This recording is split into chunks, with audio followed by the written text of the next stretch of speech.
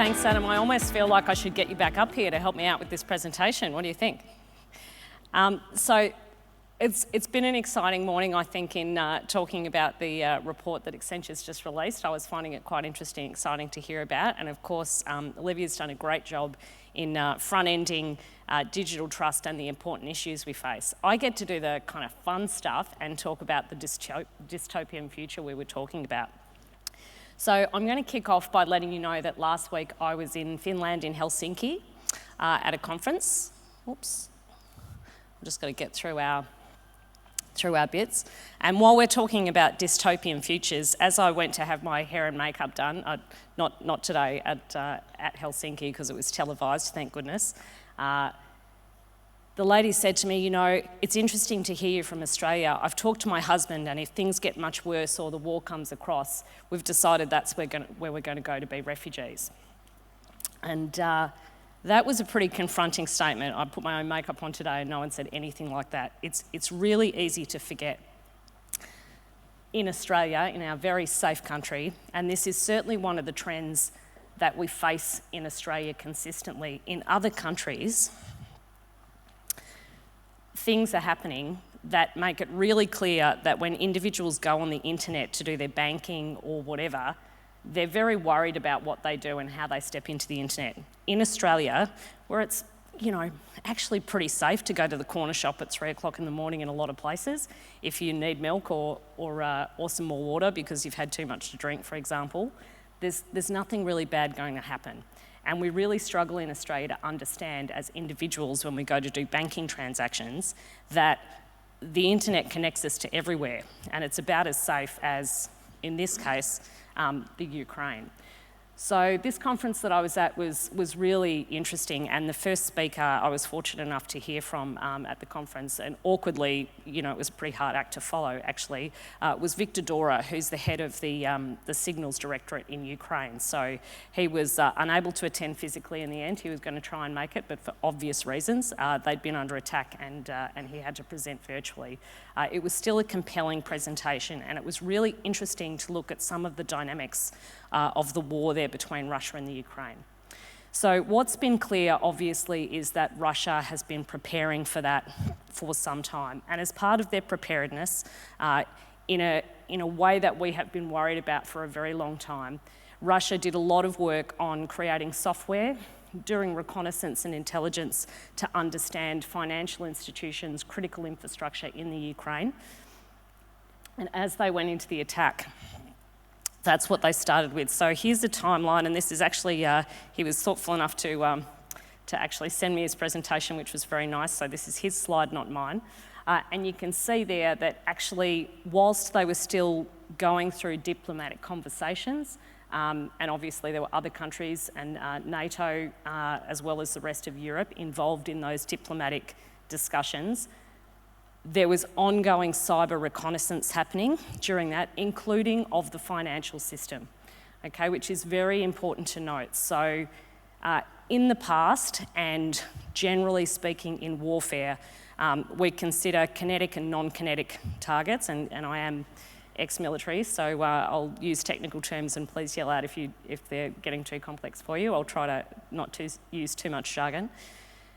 But in the past, there is a general convention in warfare that you try to avoid targets that hit civilians or hurt civilians, and you try to attack military targets. That's, I guess, the way that we tend to wage war. And obviously, during World War II, really, I guess it's a convention post then, because in those world wars, we just saw such terrible loss of life and infrastructure in cities that had been around for a long time destroyed, infrastructure destroyed, and it took all of the countries in Europe a very long time to recover from that war. And so, you know, generally, the United Nations was formed and they decided to try not to wage war like that again. We haven't always got it right in the waging of warfare. However, we do try and avoid civilian targets. With cyber attack, those rules have gone out the window. And in this conflict, not only did those rules go out the window, another rule, which is a critically important one, which is that people who wage warfare, generally speaking, are people who are in the military, who have rules of engagement, who know what they're supposed to be doing and what the rules are. They are the people who wage war mostly. In a cyber war, as we know, those bets are off, if you like. And you can see on this timeline that by February 15th and 16th, the Ukraine had started to suffer coordinated attacks on their financial institutions, which began to cause more general panic and widespread concern. People couldn't get money out of banks, etc., etc. And that starts to make civilians panic and cause problems for a country's government and infrastructure whilst they're trying to prepare, as you can see, for what is clearly an inevitable war. So it's all part of creating the noise and distraction of war. And whilst obviously in Australia, we're a very long way from anywhere, and it's been a very long time since we were physically attacked, the recent breaches have made it clear that being attacked on a cyber front is a little bit more straightforward.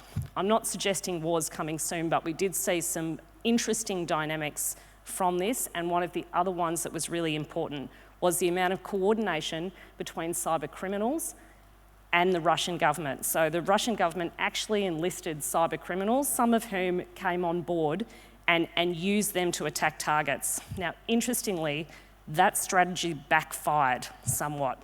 As you know, they took out Viasat and various satellite communications, and they accidentally took some of them out across Europe. So because they couldn't get the targeting exactly right, and of course because Russia is quite concerned about upsetting the rest of NATO, they did decide to back off from some of the cyber attacks. So the attacks mainly were coordinated with kinetic attacks in the front end and during the first 6 weeks of the war, and they have dropped off. That doesn't mean that Victor is having a very good time. I assure you he is not, and he's still facing a lot of attacks. But it's really interesting to see that shall we call it civil and military cooperation in Russia didn't work out as well as perhaps they thought it might, and they've had to back off a little bit in order to ensure that they don't create more trouble and get NATO engaged in the war.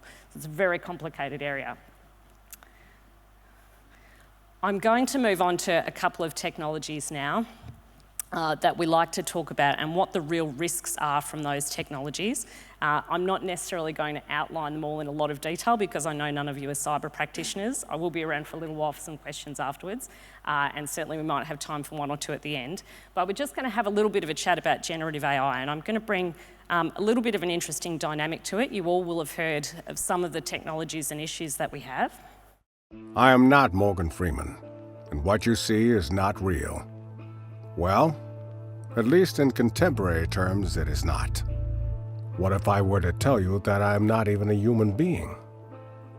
Would you believe me? What is your perception of reality? Is it the ability to capture, process, and make sense of the information our senses receive? If you can see, hear, taste, or smell something, does that make it real? Or is it simply the ability to feel? I would like to welcome you to the era of synthetic reality. Now, what do you see?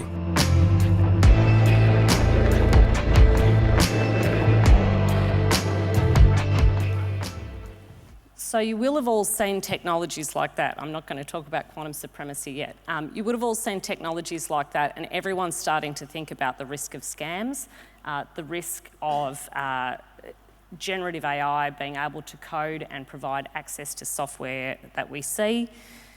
It's really interesting when you look at the structure of OpenAI, which is the company that has made ChatGPT and basically made AI ubiquitous, if you like, or accessible to everybody. And I think it's really important to understand that in November, a very significant thing happened. We've moved out of the industrial age. Computers, obviously, we are at the first start, early baby steps of generative AI. However, the fact that we have it publicly accessible to everybody in the world and that it is creating or taking data from hundreds of millions of people, billions of people, the language model that it's creating is exceptional, and is going to serve as the basis for language models as we go forward. OpenAI as a company has done some really important structural things in terms of making sure that, Microsoft, for example, is a huge investor.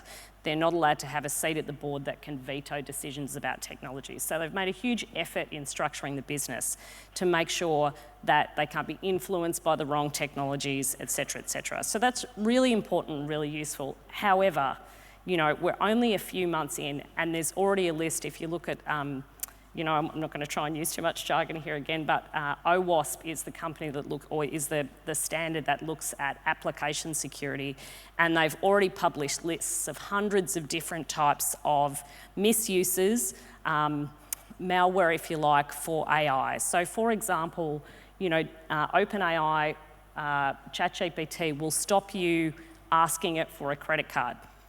However, you can ask it to find you lots of 4 digits in groups of 4 and tell you the associated date and any 3-digit numbers that are associated with those. So there's ways to work around it. As they see those, they close them off. But you can imagine with billions of people inputting into that language model, it's absolutely impossible for coders or anyone to keep up with the number of rules that they will have to make. And what that means is that we will have to find ways to help guide AI, to help AI understand what the guardrails are, what the intent of those guardrails are, and how we move with them. The issue we have is that large language model with billions of inputs is being built before we have the guardrails, before we understand the depth of the problem, and before we have a regulatory framework that can fix any of the issues that we might create. So the leader of ChatGPT of OpenAI, which makes the ChatGPT program, has called in Senate hearings for regulation of AI, which is really good, but it was released in November last year. So much like we saw with Facebook and other technologies, they've been running kind of unregulated for what is, in computing terms, a very long time of 6 to 8 months now. I'm going to talk a little bit about quantum supremacy. So it's actually cool, this topic. I get to kind of talk about all the cool things. So first of all, we're hearing a lot about quantum computers, and there's a lot of physical problems at the moment with quantum computers. They need to be cooled to absolute zero, or 0 degrees Kelvin, which is negative 273 degrees Celsius. That's very, very cold, and it requires an enormous refrigerator to get it there, right? That's how we're getting the qubits stabilised so that the quantum processors can run things on them. But that technology will evolve. The key thing about quantum acceleration, and really we probably are within 5 or 10 years of having stabilised quantum computers that can do processing, and I won't teach anyone to suck eggs, but the key about quantum computers is that where current computers are binary, 0 and 1, quantum computers take advantage of quantum mechanics, which means that bits can be superpositioned or have multiple positions, up to 200, 300 positions. The possibilities are endless at once, which suddenly gives us computing power beyond belief, okay, which is going to be, again, publicly accessible to a degree. So it's quite likely that accessibility to quantum computers will be, or the processing power for particular purposes will be available via the internet, via channels. It's interesting to see what regulation that will put around that. Whilst we don't have stabilised qubits yet, we do have quantum sensing technologies that take advantage of some of those. And Sydney Water, for example, is using that technology to help them get more accuracy around finding pipe leaks. So there's companies in Australia right now who are using quantum sensing technologies and taking advantage of some of that. We're just going to talk a little bit about the real problem here. So the basis of encryption, if you like, the encryption is code that makes it not easy to read all of the things we do. Encrypted emails stop other people being able to intercept and read your emails. And a little while ago, I think it was probably in about the 70s or 80s, two men, Diffie and Hellman, came up with the idea behind public and private key encryption. And I'm a bit of an encryption nerd, so I'm going to go into a little bit of detail here. So the idea was that they create 2 extremely long prime numbers that are almost impossible to guess, and they use those. You keep your private key, unlike this cartoon. You send your public key out into the world, and that gives you the ability to combine those numbers to create a code that nobody can possibly guess. Now, the way that we break encryption is what we call brute force. We either have one of the keys or we can force it. And forcing it requires us to run a huge computational process that guesses all the possible prime numbers, all right? And these prime numbers are 30, 40 numbers long. So, to the power of, you can all do the exponential math if you like. It's very difficult to do. However, quantum computing will make that quite straightforward. The biggest problem with quantum computing is not actually stabilizing the computers to get the qubits. The biggest problem with quantum computing is that writing algorithms for not just 0 and 1, but superpositioned computing technologies is extremely difficult, and the maths to do it is so complicated. There are very few physicists in the world who can pull the maths together. So one of the keys and one of the reasons that there's a huge risk from quantum supremacy to the banking industry or to our corporate systems and encryption in general is that Shor's algorithm, which basically is the algorithm that is able to brute force that encryption method on a quantum computer, is already written and works. So as soon as those computers are available, that algorithm should be able to work.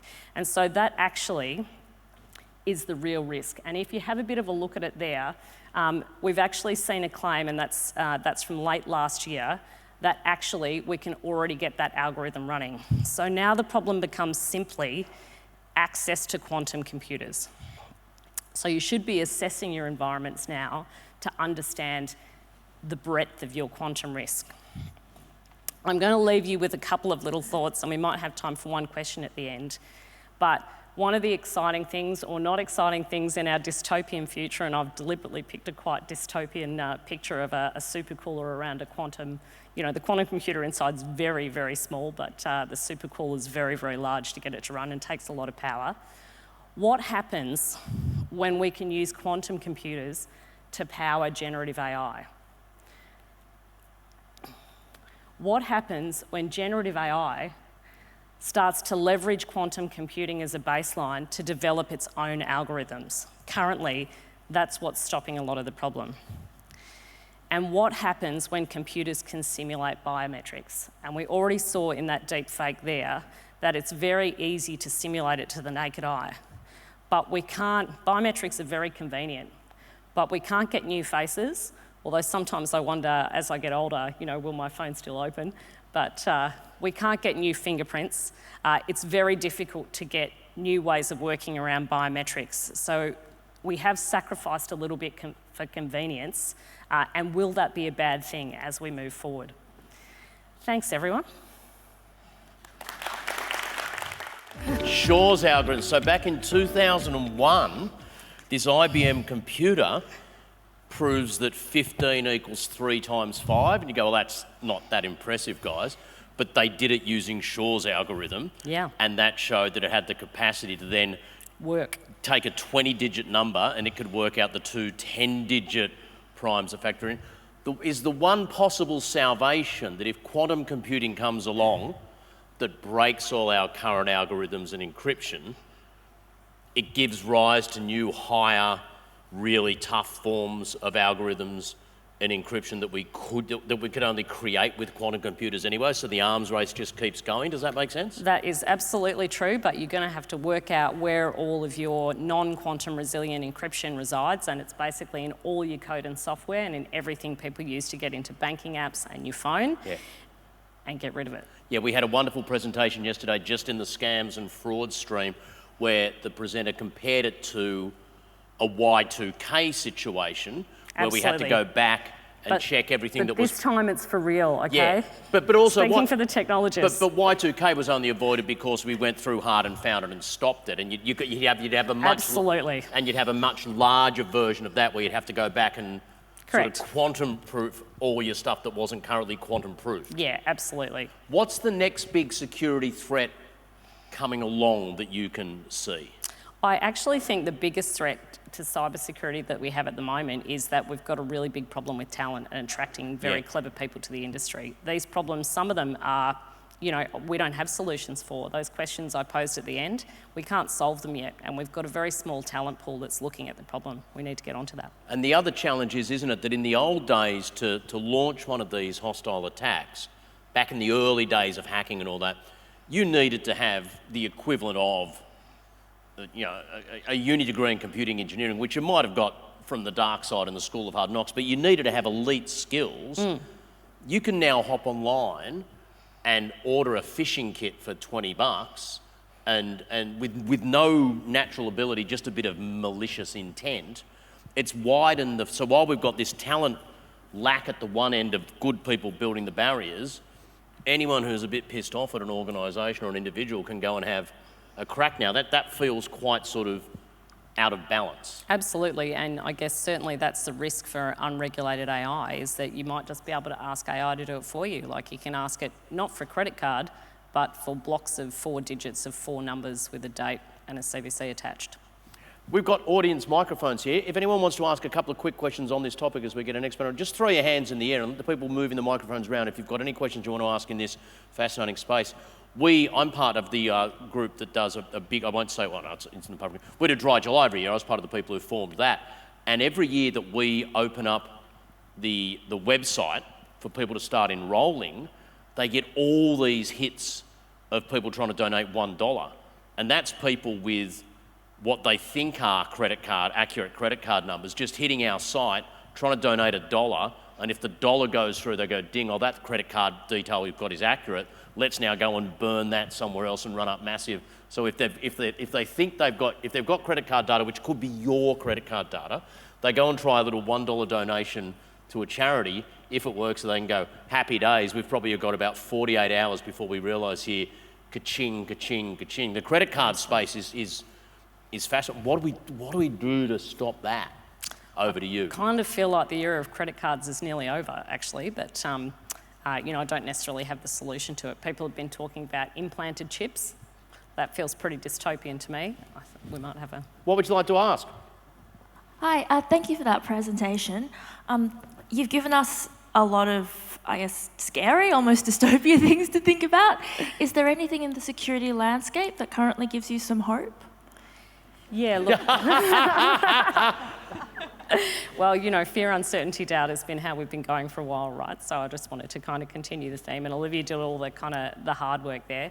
Look, I think, yes, there are, and I think one of the things that really gives me hope is that generative AI takes a lot of the difficult work out. So for a long time, the cybersecurity industry has been extremely technically focused. It's attracted people who maybe aren't that great with people.